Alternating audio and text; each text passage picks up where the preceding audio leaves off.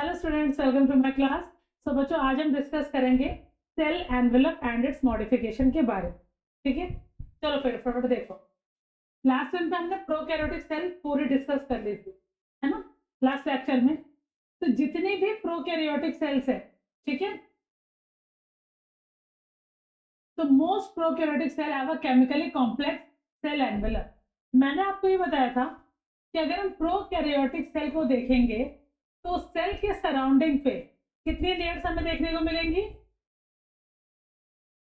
सबसे पहली लेयर होती है प्लाज्मा मेम्ब्रेन की, देन उसके सराउंडिंग पे जो मेम्ब्रेन होती है उसको हम सेल वॉल बोलते हैं, और उसके ऊपर एक स्टिकी सी लेयर होती है जिसको हम लोग क्या बोलते हैं, स्लाइम लेयर। जब वो ड्राई होती है तो किसका फॉर्मेशन होता है, कैप्सूल का। फिर हमने डिस्कस किया था कि जो भी हमारी स्लाइम लेयर है वो किससे मिलकर बनती है, ग्लाइकोकैलिक्स से। और जो आपकी सेल वॉल है वो किससे मिलकर बनती है, पेप्टिडोग्लाइकन, जिसको हम लोग क्या बोलते हैं, म्यूरिन, और क्या बोलते हैं, म्यूकोपेप्टाइड। ठीक है, तो वही सारे पॉइंट मेंशन है।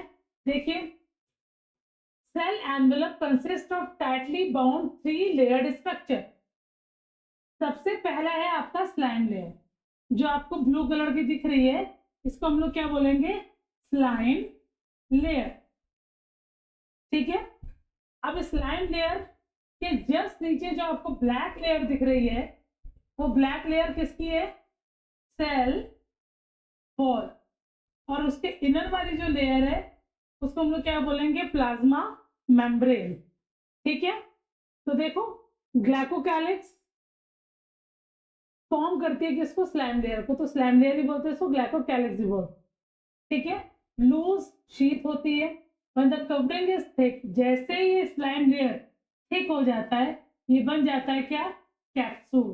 So bacteria having capsule called capsulated bacteria, इसको हम लोग क्या बोलते हैं, कैप्सुलेटेड बैक्टीरिया।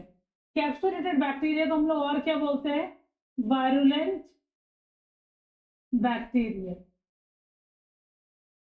ठीक है, क्लियर है। फिर आगे है, cell wall is a middle layer present between plasma membrane and glycocalyx, और किससे मिलकर बनती है, peptidoglycan, also name as murein and mucopeptide. Next point, cell membrane forms an innermost layer that is selectively permeable. selectively permeable मैंने आपको बताया था, एक ऐसी मेम्ब्रेन चीजों को तभी एंट्री अलाउ करेगी जब उनकी रिक्वायरमेंट सेल के अंदर होगी, अदरवाइज एंट्री अलाउ नहीं करेगी। ठीक है, फिर देखिए तीनों पॉइंट क्लियर हो गए। On the basis of differences in the cell envelope and the response to gram stain. अच्छा भाई, अब ग्राम स्टेनिंग क्या है, ग्राम स्टेनिंग में एक साइंटिस्ट है जिनका नाम था ग्राम, और उन्होंने जब स्टेनिंग करी थी तो बैक्टीरिया को डिफाइन किया था कि कुछ बैक्टीरिया जो होते हैं वो ग्राम पॉजिटिव होते हैं, कुछ बैक्टीरिया जो होते हैं वो ग्राम नेगेटिव होते हैं। तो कैटेगराइज किसने किया था, ग्राम ने किया था, इसीलिए बैक्टीरिया को नाम क्या पड़ गया, ग्राम पॉजिटिव और ग्राम नेगेटिव, सबसे पहले। फिर हमने आपको लास्ट में शेप बताया था बैक्टीरिया का। जितने भी सर्कुलर शेप के बैक्टीरिया होते हैं जिनको हम लोग बोलते हैं कोकस, वो ग्राम पॉजिटिव होते हैं। जितने भी रॉड शेप के होते हैं, ठीक है, जिनको हम लोग बोलते हैं बैसिलाई, वो होते हैं आपके ग्राम नेगेटिव। ठीक है, इतनी चीजें क्लियर है। आप कैसे पहचानेंगे पॉजिटिव और नेगेटिव। अब देखिए, आप लोगों ने अपने स्कूल में प्रैक्टिकल वर्क में स्टेनिंग करी होगी, कभी भी स्लाइड प्रिपेयर करी होगी, तो जिन्होंने स्लाइड प्रिपेयर करी है वो समझ पा रहे होंगे कि एग्जैक्टली हम स्टेनिंग कैसे करेंगे। तो कभी भी जब हमें स्टेनिंग करनी होती है तो हम एक पर्टिकुलर स्लाइड लेते हैं, स्लाइड के ऊपर उस पर्टिकुलर लिक्विड को लेते हैं जिसमें हमारे बैक्टीरिया है, ड्रॉप लेंगे। ठीक है, अब हम करेंगे क्या, स्टेनिंग के लिए सबसे पहले डालते हैं उसमें सैफ्रन, ठीक है, रेड कलर का होता है। फिर हम उसको 1 मिनट के लिए रखते हैं, देन उसको हम वॉश कर देते हैं, ठीक है, विद वाटर या फिर ग्लिसरॉल। देन उसके ऊपर हमें ग्रीन कलर का स्टेन डालते हैं, ठीक है, और उसके बाद उसको अगेन हम क्या करते हैं 0.सेकंड्स के लिए रखते हैं, 0.8 सेकंड के लिए, फिर हम उसको वॉश कर देते हैं। और उसके बाद जब हम उसको देखते हैं माइक्रोस्कोप, तो अगर कलर आ रहा है आपका, ठीक है, कौन सा कलर का आ रहा है, रेड कलर का, ठीक, और फिर आपने उसको दोबारा से वॉश किया और दोबारा से देखा तो भी कलर आपको वही दिख रहा है, कलर में कोई चेंजमेंट नहीं आ रहा है, आफ्टर वॉशिंग मीन्स जो आपका बैक्टीरिया वो कैसा है, ग्राम पॉजिटिव है, क्योंकि आपने एक बार स्टेन कर लिया, उसने उस स्टेन को परमानेंटली ले लिया। आप जितनी बार उसको वॉश करोगे, ठीक है, वो नया कलर लेगा ही नहीं, वो उसी कलर को रिटेन रखेगा, ठीक है। लेकिन जो ग्राम नेगेटिव होते हैं, आपने स्टेनिंग करी, उसको वॉश कर दिया, उन्होंने सारा कलर लूज कर दिए, फिर आपने स्टेनिंग करी, फिर स्टेन ले लिया, तो जैसे जैसे आप कलर चेंज करते जाओगे वो कलर अडॉप्ट करते जाएंगे, ठीक है। तो ये होता है आपकी ग्राम नेगेटिव। एक बार स्टेनिंग ले ली, उसको स्टेनिंग को लूज नहीं किया, ग्राम पॉजिटिव, जितनी बार स्टेन दोगे उतनी बार स्टेन ले लेंगे, ग्राम नेगेटिव, ठीक है। अब डिफरेंस क्या है दोनों में, देखो ग्राम पॉजिटिव और ग्राम नेगेटिव। पेप्टिडोग्लाइकन की लेयर देखो कितनी मोटी है,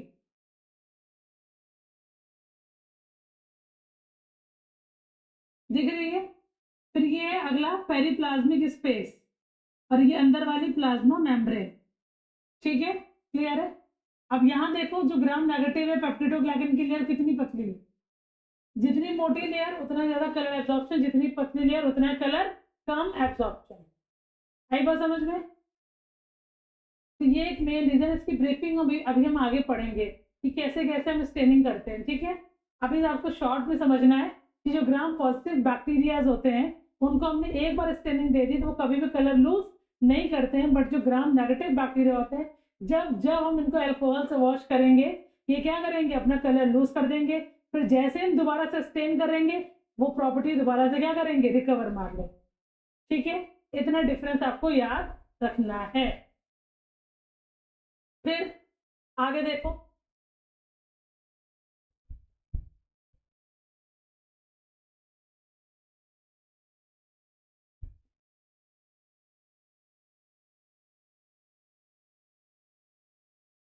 अब अगला पॉइंट देखो, there are also present special membranous structure. अब ये मैंने आपको बताया था कि अगर हम प्रोकैरियोट्स की बात करें, ठीक है, तो प्रोकैरियोट्स में कुछ स्पेशल मेम्ब्रेनस स्ट्रक्चर होते हैं जो प्लाज्मा मेम्ब्रेन के एक्सटेंशन से फॉर्म होते हैं, और उनको बोलते हैं मीजोजोम। मैंने आपको कहा था कि जो प्लाज्मा मेम्ब्रेन है वो जब फोल्ड होती है तो एक स्ट्रक्चर फॉर्म करती है, और उस पर्टिकुलर स्ट्रक्चर को हम लोग क्या बोलते हैं, मीजोजोम। क्या प्रॉपर्टी बताई थी मैंने मीजोजोम की आपको, दो फंक्शन परफॉर्म करते। सबसे पहला फंक्शन क्या था, containing respiratory pigment, second function क्या था, सेप्टा फॉर्मेशन। किसी ने घर जाके पढ़ाई नहीं करी है। अगला, अब ये जो एक्सटेंशन होते हैं, अब ये किस फॉर्मेट में होंगे, ये जो मीजोजोम का एक्सटेंशन देख रहे हो, या तो ये वेसिकल्स के फॉर्म में होंगे, या तो ट्यूब्यूल्स के फॉर्म में, या तो लैमिनी के फॉर्म में, ठीक है। और ये जो एक्सटेंशन है सेल वॉल के फॉर्मेशन में भी क्या करते हैं, हेल्प करते हैं, डीएनए रेप्लिकेशन में हेल्प करते हैं, रेस्पिरेशन में हेल्प करते हैं, सिक्रीशन में हेल्प करते हैं, सरफेस एरिया इंक्रीज करने में क्या करते हैं, हेल्प करते हैं, ठीक है, क्लियर है। अगला, थिन फिलामेंट एक्सटेंशन। अब जो फिलामेंट एक्सटेंशन है वो कहाँ से अराइज हो रहा है, सेल वॉल से, ठीक है। कौन से सेल वॉल पे, देखो अब आपको एक अच्छी चीज पता है कि कुछ बैक्टीरिया जो होते हैं वो मोबाइल होते हैं, मीन्स इट कंटेनिंग फ्लैजिला, ठीक है। अब फ्लैजिला जो है वो क्या है, वो भी तो सेल का एक एक्सटेंशन है, बट कैसा एक्सटेंशन है, थिन एक्सटेंशन, जो किसकी सरफेस से अराइज हो रहा है, आप कहोगे प्लाज्मा मेम्ब्रेन की सरफेस से क्या हो रहा है, अराइज हो रहा है, वो दिख जो हमें रहा है वो बाहर से दिख रहा है, ठीक है। तो देखो भाई, बट अराइज कहाँ से हो रहा है, फ्लैजिला सेल वॉल से, अराइज अंदर से होता है, बट दिखता हमें प्लाज्मा मेम्ब्रेन की सरफेस पे है, ठीक है। तो इस पर्टिकुलर एक्सटेंशन को हम लोग क्या बोलेंगे, फ्लैजिला। तो फ्लैजिला कैसी एक्सटेंशन है, थिन फिलामेंट एक्सटेंशन, क्लियर है। बैक्टीरिया फ्लैजिला, बैक्टीरिया के फ्लैजिला में 9+2 अरेंजमेंट नहीं होता है माइक्रोट्यूब्यूल्स का, बट सीलिया में अगर आप देखोगे, आपने कुछ ऐसा देखा होगा, सपोज अगर सीलिया को आप देख रहे हो तो कुछ इसमें इस तरीके से होते हैं माइक्रोट्यूब्यूल्स।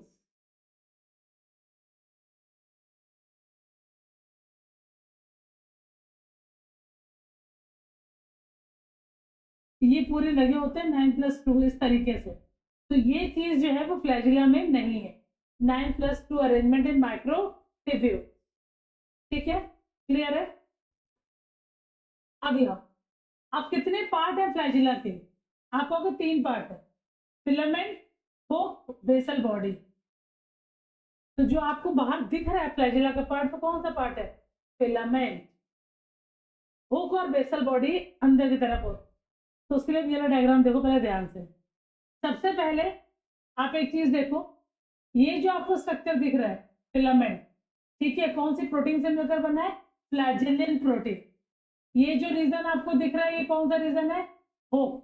ठीक है, तो देखो भाई, सेल मेम्ब्रेन, ठीक, और सेल वॉल, तो ये पूरा रीजन कंटेन करता है क्या? Basal body. तो बेसल बॉडी रीजन जो होता है वो एम्बेडेड होता है सेल मेम्ब्रेन और सेल वॉल के बीच। ठीक है, फिलामेंट का वो पार्ट जो एम्बेडेड है, कहाँ पे एम्बेडेड है? सेल मेम्ब्रेन और सेल वॉल के बीच में। उस रीजन को हम लोग क्या बोलते हैं? Basal body. जो पार्ट बेसल बॉडी से बाहर आ रहा है उसको हम लोग क्या बोलते हैं? हुक। और जो पूरा का पूरा मोटाइल फॉर्म है उसको हम लोग क्या बोलते हैं? फिलामेंट। इतना क्लियर है? अब जो बेसल बॉडी आप देख रहे हो, इस बेसल बॉडी में आपको 4 रिंग्स मिलेंगे। सबसे पहली रिंग होती है एम रिंग, जो होती है सेल मेम्ब्रेन पे। ठीक है, फिर सेल मेम्ब्रेन और सेल वॉल के बीच में एक रीजन होता है, उसको बोलते हैं पेरिप्लाज्म स्पेस होता है। वहां पे आपको 2 रिंग मिलेगी। सबसे पहली होगी एस रिंग, सेकंड नंबर पे होगी आपकी पी रिंग। ठीक है, और सेल वॉल पे जो लगी रिंग उसको बोलेंगे हम एल रिंग। तो एमसीक्यू वाला क्वेश्चन है ये कि एल रिंग कहाँ प्रेजेंट होती है, तो क्या कहोगे? सेल वॉल पे। ठीक है, पी और एस रिंग कहाँ लोकेटेड होती है? पेरिप्लाज्म में। और एम रिंग कहाँ होती है? सेल मेम्ब्रेन पे। ठीक है, अब सेल मेम्ब्रेन के अंदर क्या है? साइटोप्लाज्म। तो साइटोप्लाज्म में एक प्रोटीन होती है, उसका नाम है FLI प्रोटीन, फ्ली प्रोटीन। ठीक है, उसी प्रोटीन के लेफ्ट और राइट साइड में आपको दिख रही है मॉट प्रोटीन, MOT। और यही मॉट प्रोटीन जो है वो एम रिंग को और एस रिंग को आपस में क्या कर रही है? कनेक्ट कर रही है। आ रहा समझ में? फिर समझो, साइटोप्लाज्म वाला जो रीजन है, ठीक है, वो कंटेन कर रहा कौन सी प्रोटीन? Flee protein. ठीक है, फिर एक प्रोटीन है जो इसी प्रोटीन से अटैच है, मॉट प्रोटीन, लेफ्ट और राइट साइड पे। और ये जो मॉट प्रोटीन है ये अटैच कर रही है एम रिंग को और एस रिंग को आपस में। ठीक है, क्लियर है? और जो फ्री रिंग है जो किसी से अटैच नहीं है वो है आपकी पी रिंग, पेरिप्लाज्म में। और फिर सेल वॉल में है आपकी एल रिंग। क्लियर है? तो कौन सी रिंग कहाँ प्रेजेंट है ये आपको पता होना चाहिए बहुत अच्छे से। तो ये चीज समझ में आ गई। सेल वॉल से एक एक्सटेंशन अराइज होता है, उस पर्टिकुलर एक्सटेंशन को हम लोग क्या बोलते हैं? फ्लैजिला। फ्लैजिला के कितने पार्ट होते हैं? 3 पार्ट होते हैं। बेसल बॉडी जो कि एम्बेडेड होती है सेल मेम्ब्रेन और सेल वॉल के बीच में, कंटेन करती है 4 रिंग। ठीक है, S ring, M ring, P ring और एल रिंग। क्लियर है? अब ये जो 2 रिंग है एम और एस रिंग, ये किससे अटैच है? आप कहोगे मॉड प्रोटीन से अटैच है। ठीक है, पेरिप्लाज्म वाले रीजन पी रिंग है, सेल वॉल में एल रिंग है। जो रीजन बाहर आ रहा है उसको बोलते हैं हुक, और जो फिर पूरा फ्री स्टेट में आपको दिख रहा है उसको क्या बोलते हैं? फिलामेंट। ठीक है, जिसके हेल्प से फ्लैजिला मूव करता है, वो कौन सा रीजन है? फिलामेंट। ठीक है, तो यहां तक सारे पॉइंट्स क्लियर है आपको?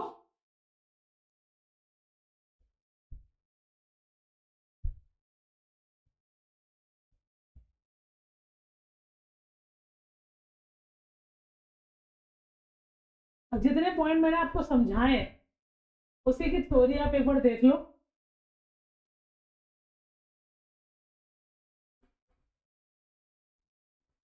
देखो, सबसे पहले बेसल बॉडी, हुक और फिलामेंट का मैंने पूरा पूरा आपको थ्योरी दिया, अच्छे से समझ सकते हो।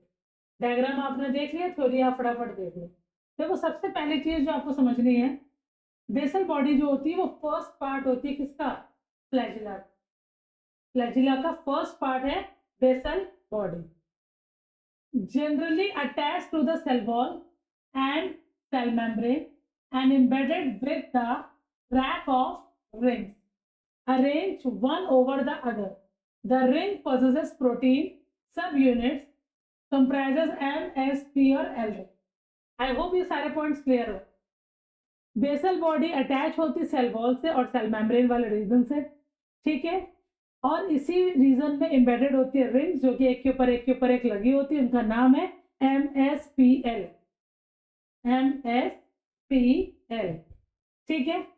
M और S रिंग एसोसिएटेड होती है, कहाँ से, क्योंकि साइटोप्लाज्मिक मेम्ब्रेन से जुड़ी होती है, जबकि P और L रिंग जो होती है वो एसोसिएट होती है पेरिप्लाज्मिक स्पेस और सेल वॉल से.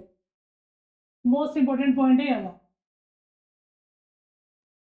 M और S रिंग एसोसिएटेड होती है साइटोप्लाज्मिक मेम्ब्रेन से, जबकि P और L रिंग एसोसिएटेड होती है पेरिप्लाज्मिक स्पेस और सेल वॉल्स.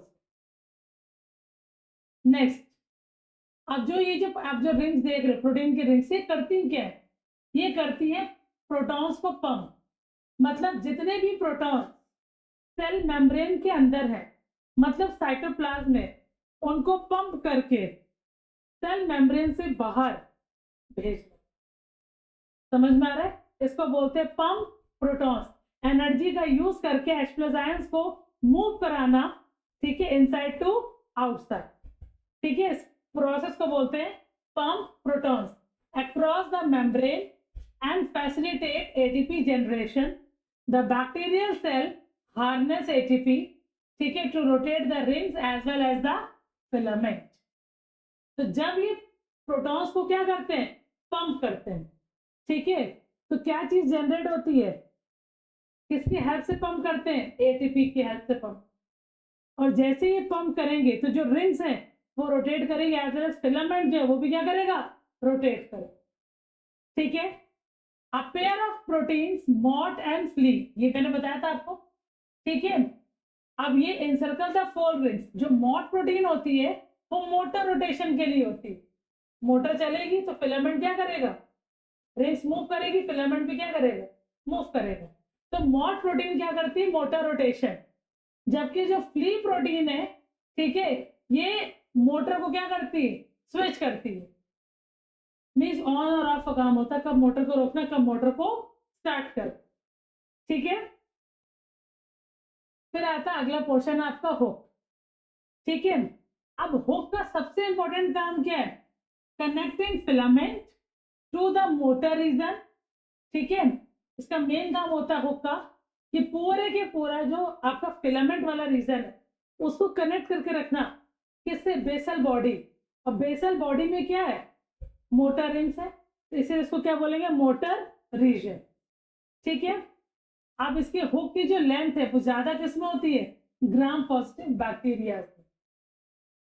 हुक की लेंथ किसमें ज्यादा होती है, ग्राम पॉजिटिव बैक्टीरिया से. नेक्स्ट, अबाउट 120 सब यूनिट ऑफ सिंगल प्रोटीन. एक सिंगल प्रोटीन में कितनी सब यूनिट्स है, 120.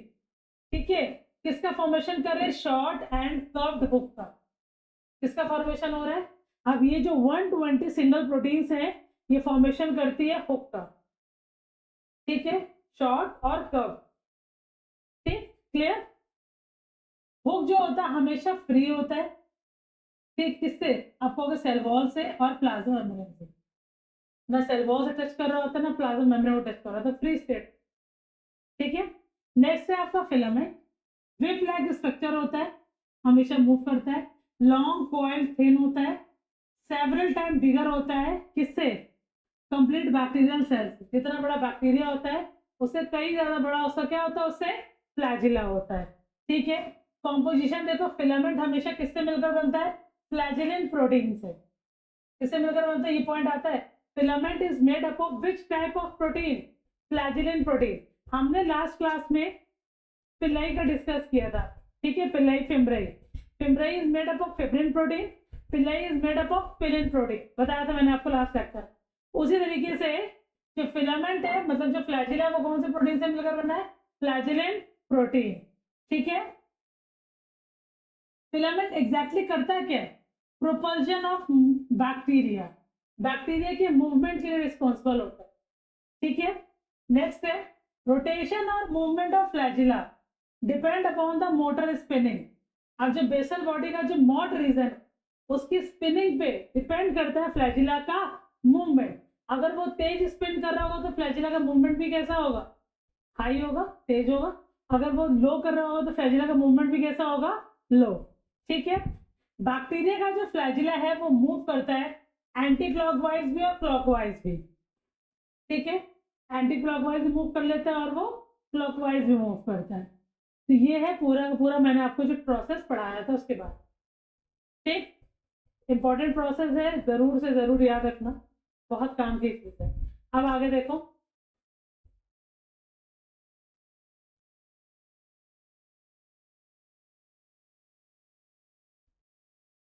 Arrangement of flagella. मैंने आपको पढ़ाया था कि अगर बैक्टीरिया में सिंगल फ्लैजिला है तो हम लोग क्या बोलेंगे उसको, मोनोट्रैक। बैक्टीरिया में अगर फ्लैजिला नहीं है तो कंडीशन को हम लोग क्या बोलते हैं, एट्राइकस, ठीक है। एम्फीट्राइकस का मतलब क्या है, बैक्टीरिया के अगर दोनों एंड्स में हो फ्लैजिला तो उस कंडीशन को हम लोग क्या बोलते हैं, एम्फीट्राइकस। लोफोट्राइकस में क्या होता है, बैक्टीरिया के एक एंड में एक से ज्यादा फ्लैजिला, उसको हम लोग क्या बोलते हैं, लोफोट्राइकस।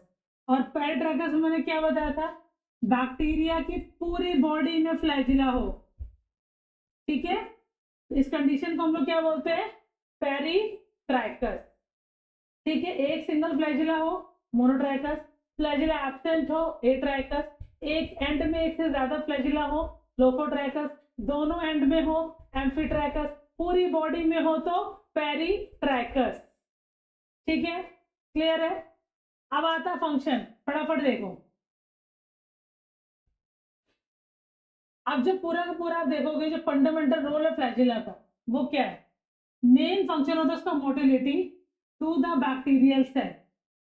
फ्लैजिला अगर किसी बैक्टीरिया मौजूद है तो वो उससे सिर्फ एक फंक्शन परफॉर्म करेगा और वो फंक्शन है उसकी मोटिलिटी, उसका मूवमेंट, ठीक है। तो मोबिलिटी वर्ड भी आ सकता है, मोटिलिटी वर्ड भी आ सकता है, दोनों का मतलब सिमिलर है, मूवमेंट, ठीक है। लास्ट है आपका pathogenesis, means disease causing virulence factor, ठीक है। तो flagella act as a virulence factor क्योंकि जिसकी सरफेस से अटैच होगा, जैसे कोई भी होस्ट की बॉडी है, अब ये होस्ट की बॉडी से जो बैक्टीरिया वो अटैच हो गया तो कौन से रीजन के थ्रू अटैच होता है, with the help of flagella, ठीक है। अब ये अटैच हो गया तो क्या कॉज करेगा वहां पे, डिसीज। इसी नेचर को हम लोग क्या बोलते हैं, पैथोजेनिक। जब कोई भी बैक्टीरिया डिसीज कॉज करेगा तो उस पर्टिकुलर नेचर को हम लोग क्या बोलते हैं, पैथोजेनिक नेचर।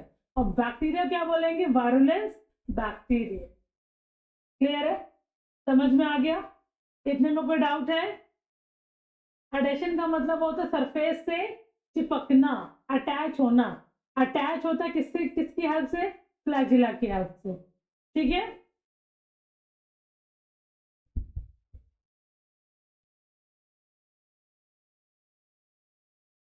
फिर आगे देखिए फटाफट।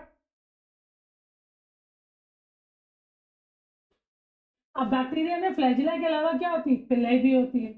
पिलाई जो होती है प्रोटीनेशियस ट्यूब्यूलर स्ट्रक्चर्स होते हैं और फिम्ब्रेई भी होते हैं जो स्मॉल ब्रिसल लाइक फाइबर होते हैं, ठीक। अब देखो डायग्राम, ये हमारे पास बैक्टीरिया है, ठीक है।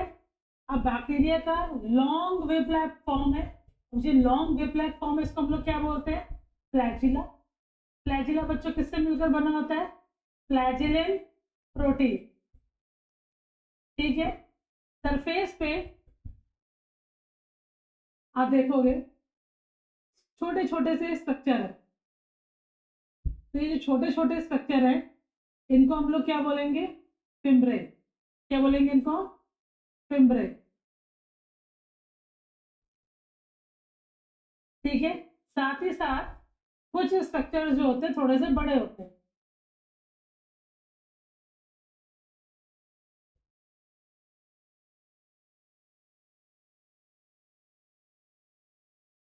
अब जो बड़े स्ट्रक्चर है उसको हम लोग क्या बोलेंगे, पिल्लाई। तो पिल्लाई क्या होते हैं, proteinaceous tubular structure, tube like होते हैं, जबकि जो फिम्ब्रेई होते हैं वो स्मॉल ब्रिस्टल लाइक होते हैं। क्लियर है पॉइंट। फिर मैंने आपको बताया था fimbriae and pili do not take part in mobility.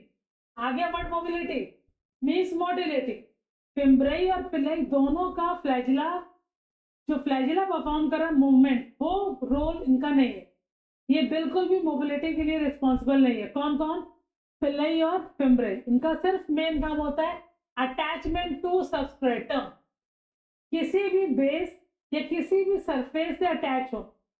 तो जो सरफेस है वो क्या है, सबस्ट्रेटम, अटैच हो रहे हैं उससे, ठीक है। तो बेसिकली अटैचमेंट का जो काम अगर आपसे बोला जाए किसका है, फिम्ब्रेई का। और पिल्लाई किसका फॉर्मेशन करती है, at the time of conjugation, conjugation tube बनाती है, और इसी कॉन्जुगेशन ट्यूब को हम लोग क्या बोलते हैं, सेक्स पाइलस, सेक्स पाइलस, ठीक है, क्लियर है। फिर अगर हम प्रोकैरियोट्स की बात करें तो प्रोकैरियोट्स में सिंगल मेम्ब्रेन सेल ऑर्गेनल है। क्या है बच्चों, सिंगल मेम्ब्रेन सेल ऑर्गेनल,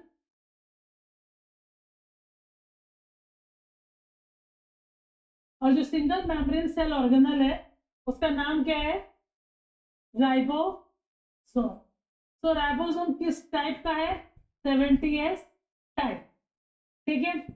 अब एस का मतलब यहाँ पे क्या, एस का मतलब होता है सेडिमेंटेशन कोएफिशिएंट, ठीक है।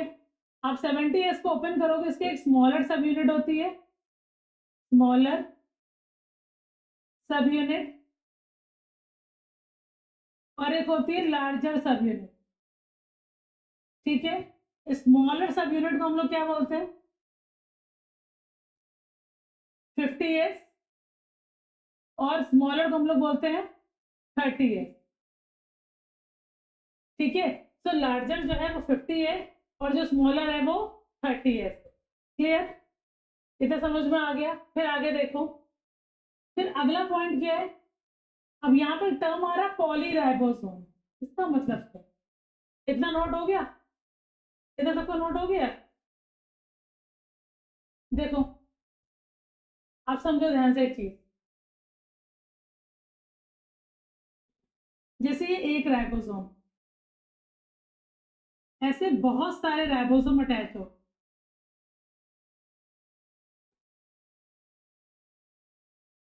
और इन सारे राइबोसोम से एक साथ अटैच हो गया कौन सा स्ट्रक्चर, mRNA। तो इस पर्टिकुलर कंडीशन को हम लोग क्या बोलते हैं, पॉली राइबोसोम, या फिर हम लोग बोलेंगे पॉलीजोम, ठीक है।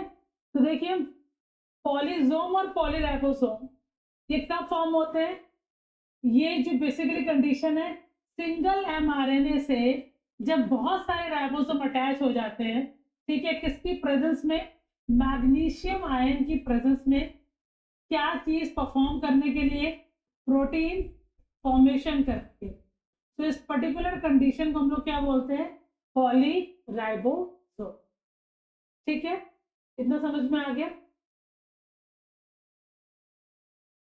फिर आगे देखिए इंक्लूजन बॉडी। अब ये जो इंक्लूजन बॉडीज है एग्जैक्टली क्या है, देखो इंक्लूजन बॉडीज जो है साइटोप्लाज्म में प्रेजेंट होती है और फूड को स्टोर करती है, इनके सराउंडिंग पे कोई भी मेम्ब्रेन नहीं होती है। ये ऐसी बॉडीज होती हैं जो साइटोप्लाज्म में प्रेजेंट होती है और फूड को स्टोर करती है, सराउंडिंग में कोई भी मेम्ब्रेन नहीं होती है, उनको हम लोग क्या बोलते हैं, इंक्लूजन बॉडीज। अब ये बॉडीज कितनी तरीके की होती है, तो आप कहोगे 3 तरीके की होती है। सबसे पहला आता है इनऑर्गेनिक इंक्लूजन बॉडीज, ये स्टोर करेंगे वोलेटिन ग्रैन्यूल्स, फॉस्फेट ग्रैन्यूल और सल्फर ग्रैन्यूल्स को, ठीक है। ऑर्गेनिक इंक्लूजन बॉडीज जो होती है ये साइनोफिजियन ग्रैन्यूल्स, ग्लाइकोजन ग्रैन्यूल्स को स्टोर करती है, जबकि जो गैस वैक्यूल्स होते हैं ये आपको देखने को मिलेंगे ब्लू ग्रीन पर्पल और ग्रीन फोटोसिंथेटिक बैक्टीरिया में। ठीक है, ये 3 तरह के इंक्लूजन बॉडीज हैं, इनऑर्गेनिक, ऑर्गेनिक और गैस। क्लियर, समझ में आ गया? तो cell envelope and its modification हो गया हमारा पूरा पूरा कंप्लीट। ठीक है, इसमें कोई डाउट है किसी को? कोई डाउट नहीं है? अगर आपको आज का लेक्चर अच्छा लगा हो तो थैंक यू फॉर वॉचिंग। ठीक है, please like, share and subscribe. Thank you, bye bye.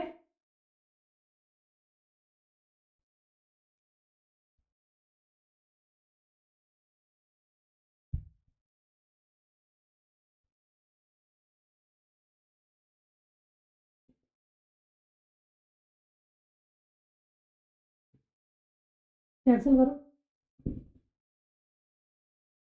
यहाँ पे क्लिक किया, छोड़ो।